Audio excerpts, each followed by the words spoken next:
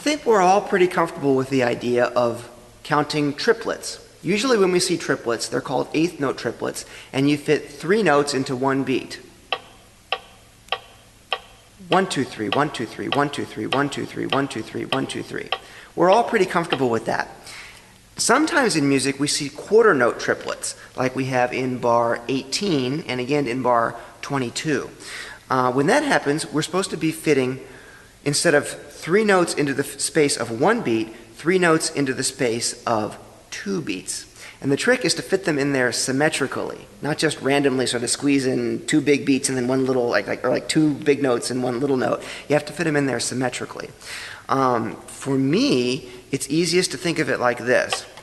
I just think of it like my first note of each set of triplets is going to line up every 2 beats.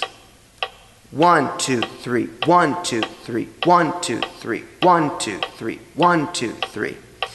Thinking of it that way keeps me doing symmetrical triplets.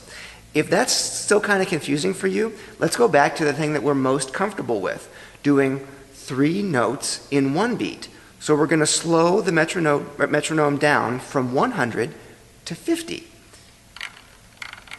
So we're actually going to, in a way, be counting the same rhythm, but it might be easier for you because it's more of that traditional approach to triplets that you're used to.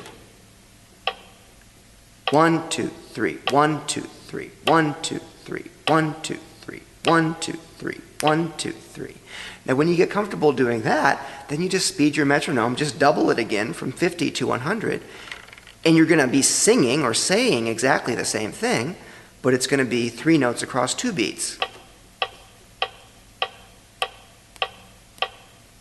1, 2, 3, 1, 2, 3, 1, 2, 3, 1, 2, 3. You're actually speaking or singing the exact same thing, you're just thinking of it differently.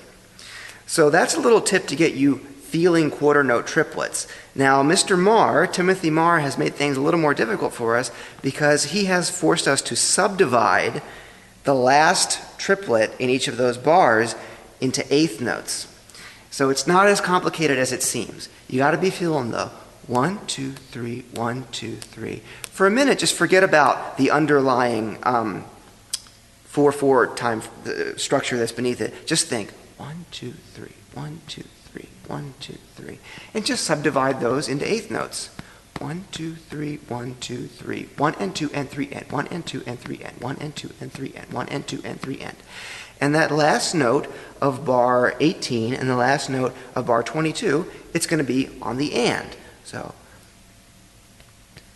da da da da da da da. 1, 2, 3, 1, 2, 3 and 1. 1, 2, 3, 1, 2, 3 and 1. So that's another little bit of advice for you as far as figuring out how to count bars 18 and 22.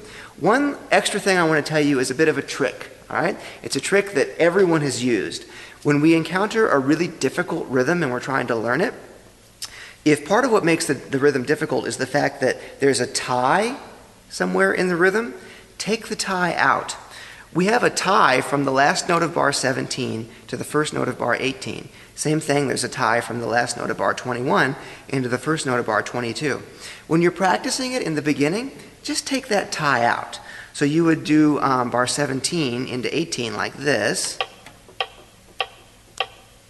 This is with no tie. Da da da da da da da da da da. Okay? Then you would, once you get comfortable doing that, you would put the tie back in. Da da da da da da da da da da. So those are some pointers for you to help you feel more comfortable making that transition into the quarter note triplets in bar 18 and bar 22.